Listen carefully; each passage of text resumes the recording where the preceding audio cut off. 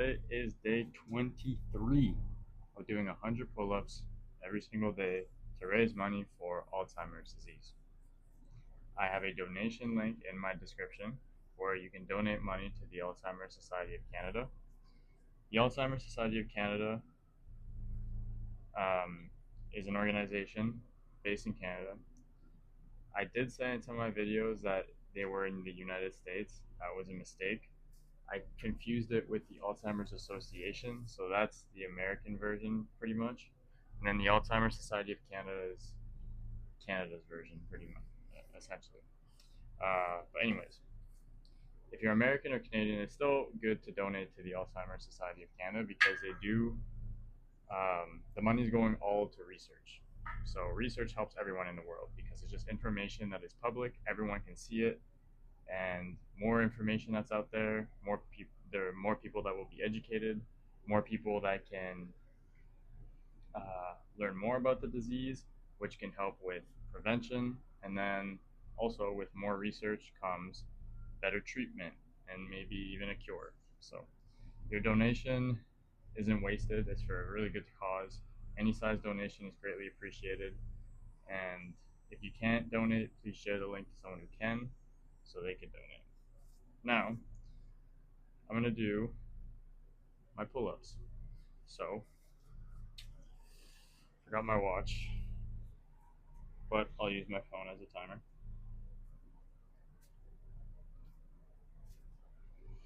As you may notice, I have these ankle weights on, and I'm pretty sure they're 10 pounds each. Each ankle weight is 10 pounds, so 20 pounds extra today. I'm gonna try to attempt 7 pull-ups on the minute still with the extra weight. And the reason why I'm doing this is because I'm having a hard time going from 7 on the minute to 8. 7 on the minute currently is not easy, but I know I have that every time.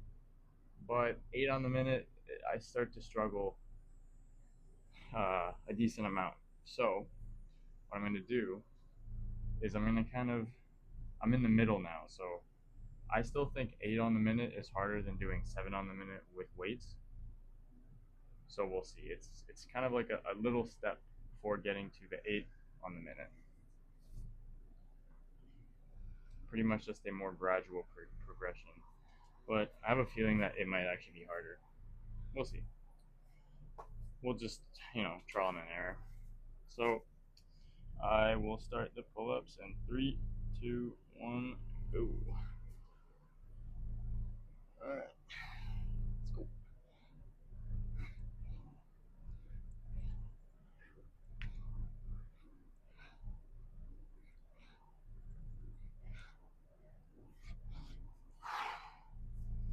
Alright, that was 7.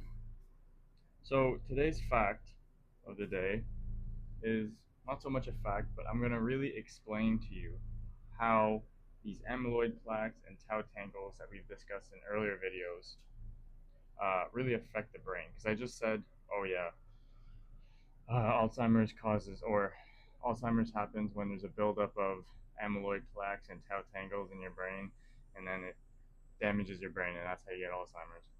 But I didn't really go into detail as to why it affects your brain and what actually goes on. So this is what I'm going to talk about today. But first, I'm going to do my pull-ups. Okay, done 7, going for 14.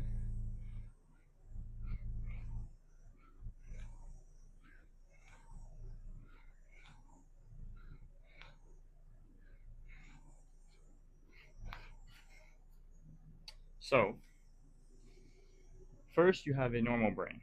So in a healthy brain, you have neurons that communicate using electrical and chemical signals.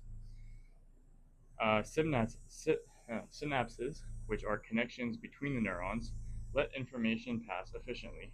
And the brain support system clears away waste proteins and keeps things running smoothly. So now, after I do my next set of pull-up, I'm going to explain to you what goes wrong in Alzheimer's.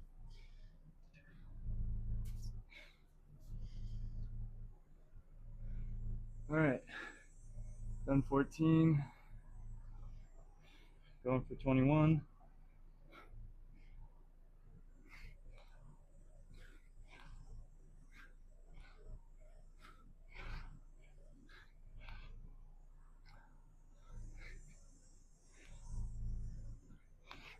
Oh, it's already hard. Jeez. So, in Alzheimer's disease, there are two main pathological features that build up. So, first is the amyloid plaques. So, what are they? Amyloid plaques are clumps of beta amyloid protein fragments that collect outside the neurons. When they come from, or where they come from, is beta amyloid is a fragment of a larger protein called amyloid precursor protein, or APP. Normally, enzymes break APP into harmless pieces, but in Alzheimer's, certain cuts produce sticky beta amyloid. All right, done 21, going for 28.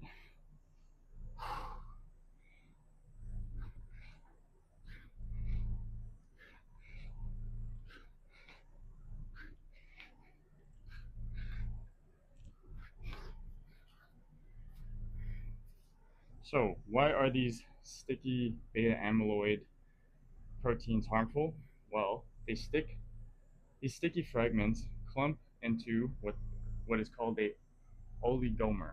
I don't know if I'm saying that right, but these oligomers are small toxic clusters that form before, or yeah, so they form before forming the plaques. These oligomers interfere with synaptic communication like static on a phone line. Okay, so done 28, going for 35.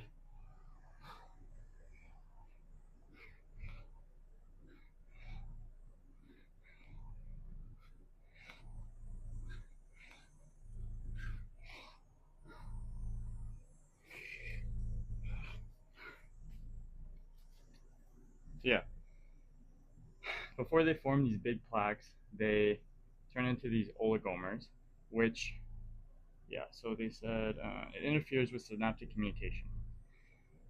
Then, when they become into plaques, the plaques trigger chronic inflammation as immune cells, microglia, which try to clean them up, damaging surrounding neurons. So that's what amyloid plaques do. Causes a whole big mess. All right, so I've done 35. Going for 42. Yeah.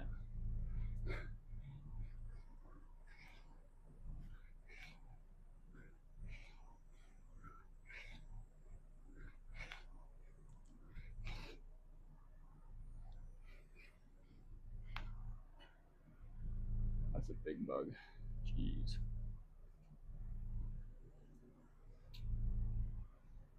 Don't sting me. Now for tau tangles. What are they? They're twisted fibers of a protein called tau, or yeah, which are found inside neurons. Usually, tau stabilizes microtubules, the cell's internal train tracks that carry nutrients and signals. But in Alzheimer's, tau becomes abnormally phosphorylated, meaning too many phosphate groups are attached, and this causes tau to detach from microtubules to stick to other tau proteins, forming tangles. All right, so I've done 42, going for 49.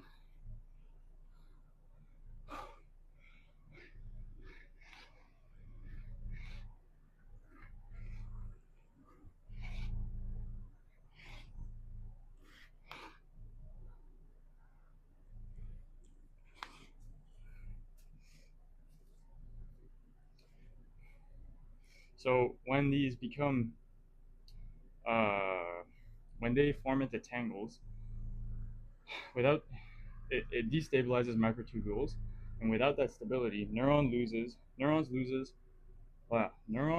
their internal transport system, which eventually causes neurons to starve and eventually die. Okay. Then 49. Going for 56.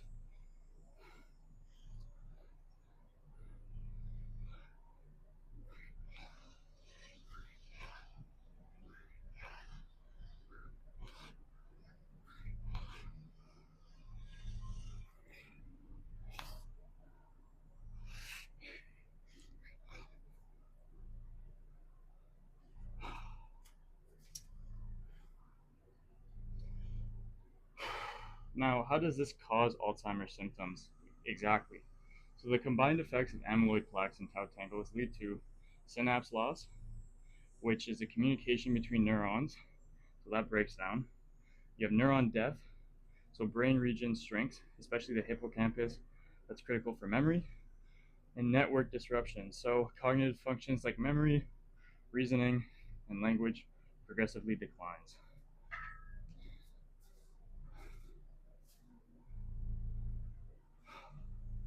All right. Done 56, going for 63.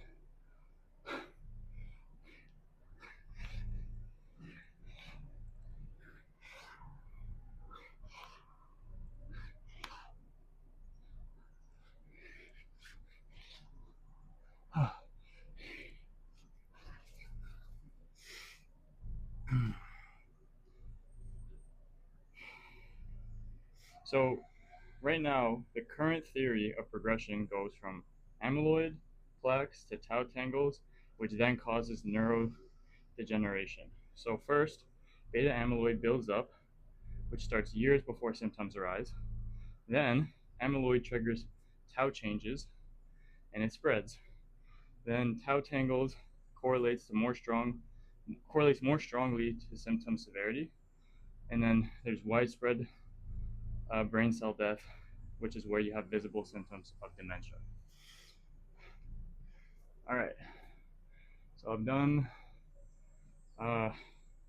63, going for 70.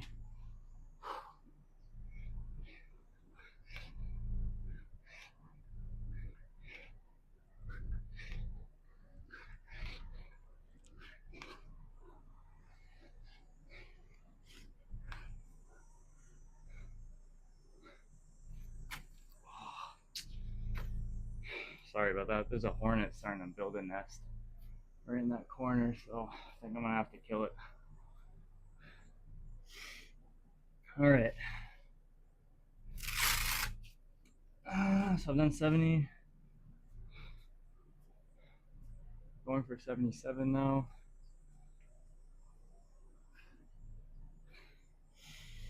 All right. 3, 2, 1, and go.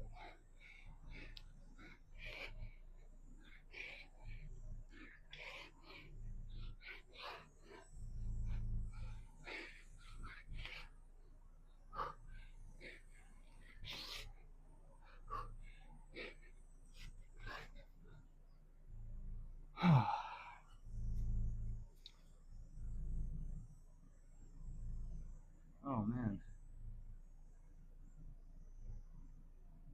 Okay.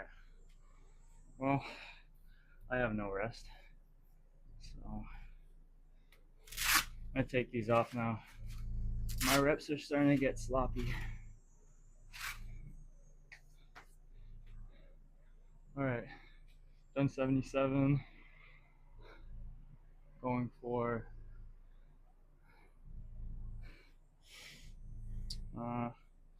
84.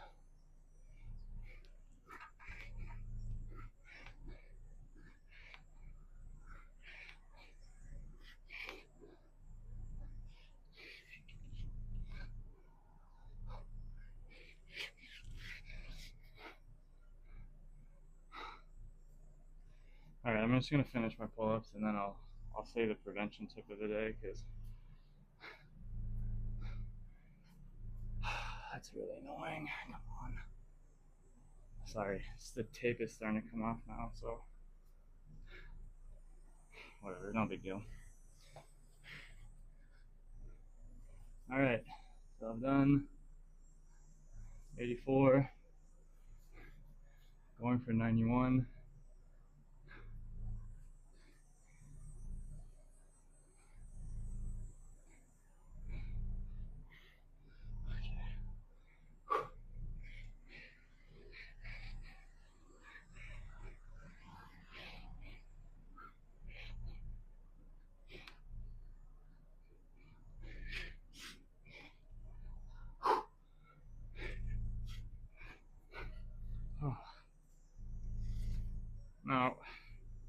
the prevention method of the day, I spoke about in like a way at the beginning that being physically fit is important to prevent Alzheimer's. But I didn't really explain a good way to stay consistent, because obviously being in shape requires discipline, it requires consistency. So I'm going to give you a few tips on how to stay consistent with a workout routine so that you can stay in shape. But first, let me do my pull-ups. Okay, so I'm at 91. I'll just do 9. 3, 2, 1. 1, 2, 3, 4, 5, 6. Okay, 3 more. 7, 8. Last one.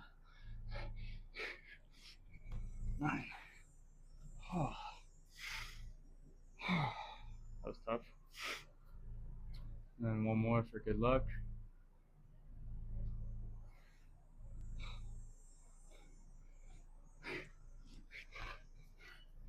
Alright, so that's 100 pull-ups. But before I end the video, I'm going to give you some tips on how to stay consistent with exercise. So first, it's really important to start with a clear why. So link your routine to a meaningful reason. So in this case, if you're working out to prevent Alzheimer's, your why could be protecting your brain health, preventing Alzheimer's, being able to stay independent later in life. That's just one thing you could use.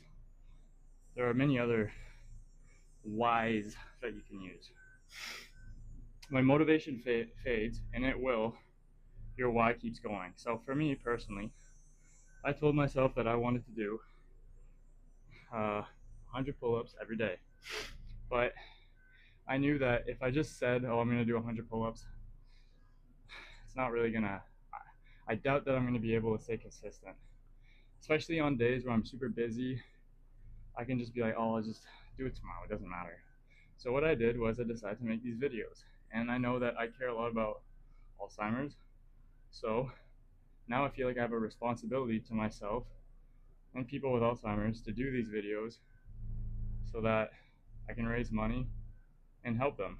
And if I don't make these videos, I feel like I failed them. So it's a good way to motivate yourself, because like it says here, motivation will fade 100%. Like some days I really don't want to do pull-ups, or some days I don't want to work out. But when you have a clear why and you just do it no matter what your emotion says, it's a lot easier to do. And also, after 20 days, it just becomes part of your routine. It's like something 20 days it takes for you to build a habit. Once it's a habit, then it's super easy to stay consistent. So yeah. And another thing about discipline and staying consistent, it's not just about discipline, it's making sure that you align your identity with what you're doing. So what I mean by that is, if you say you want to, I don't know, run a sub 20-minute 5K, let's say, and your previous identity before training for this was, I don't know, a power lifter, you're not going to be able to run that sub 20-minute 5K if you don't identify and you don't change your identity to be a runner. Because if you always identify as a power lifter, you're going to have days where you're going to ask yourself, why am I even doing this? I'm a powerlifter, it's not what I do. But if you tell yourself, I'm a runner, I'm going to run today so I can hit my goal, you're going to do it. And I saw this thing that says that the biggest reason why people don't stay consistent is not because they lack discipline, but they lack a sense of identity with their goal that they're trying to hit. So, with all that being said, if you want to be physically fit, don't think of yourself as someone that's physically unfit. Fake it till you make it. Say, no, this is what I am. This is what I do. I'm a fit person. I am working out. This is what I do. This is my thing. So that becomes a part of your identity. And if you don't do something, if it's part of your identity and you don't do it, you're gonna feel bad about it. And that's how you stay disciplined, truly. When it is a part of you and you don't do it, it doesn't feel right. So, yeah, I rambled on there, but take that into consideration. Also, the next step you could do is make it ridiculously easy at first. So, don't start with something huge like, let's say you want to run. I'm going to use running a lot because it's easy. Let's say you want to start running every day. Don't start with a distance that you've never done before. Like, don't start if you've never run 5K in your entire life. Don't say, okay, I'm going to run 5K every day. That's just it's going to be way too hard at the start. You're going to probably injure yourself, and it's going to be really hard to stay consistent at the start. I'm not saying it's impossible. Some people can do it that way, but just make it easy at the start so you build that habit, and then you can ramp it up. So, also, yeah, with staying physically in shape, it doesn't mean that you have to work out 2 hours a day. Realistically, all you need is 20 minutes. If you can do a 20-minute workout where your heart rate's elevated or you get a good pump in your muscles or anything like that, that's more than enough. Okay? Anything more than that, that's usually if you're trying to hit like a certain athletic achievement or like a goal in like a race or something. But if your goal is just to stay in shape, you don't need more than 20 minutes realistically. As long as you go hard enough in that 20 minutes, you're fine. So, be realistic with yourself at first. And if you have a super busy schedule, you can't tell me that you don't have 20 minutes. I'm sorry, but it's just not true. Like, you have 20 minutes. If you're like at night, I don't have enough time, then wake up 20 minutes early and do something. You don't have to do a lot. You can do body weight squats and push ups, and that's more than enough to stay in shape. So, next is schedule it like an appointment. So, pick a time and days and treat them like work meetings or medical checkups. So it's a non-negotiable. You can't miss out on it. You have to do those things. Okay? Literally put it in your calendar or your schedule or whatever you have so that it's blocked off. It can't be taken up by any other appointments or anything. That time is for you. Prioritize yourself. It's important. Next is create friction for skipping. So this is a good one. You got to punish yourself. Not punish yourself, but you can't make it easy on yourself for just skipping. If you skip your workout or you skip whatever, you can't just be like, okay, that's it. Make it so that you don't. Your brain is like, okay, no. If we do skip, then these things will happen, so you're less likely to miss out on the workout.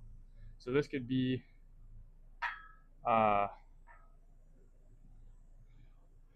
I misinterpreted what it was trying to say, but pretty much they're saying here, lay out your workout clothes and shoes the night before. Keep resistant bands and dumbbells somewhere visible so it's harder to forget. So this one is just, sorry, I misinterpreted what it was saying. It's not saying to punish yourself if you miss a workout. And realistically, that's probably not a good thing to do, but more so set your day up so that it's easier to work out. If you lay out your workout clothes in the morning, you can just get up, put them on, and go work out instead of figuring out, oh, what am I going to wear? It's just these little things that you don't realize are already done for you, so it's fine.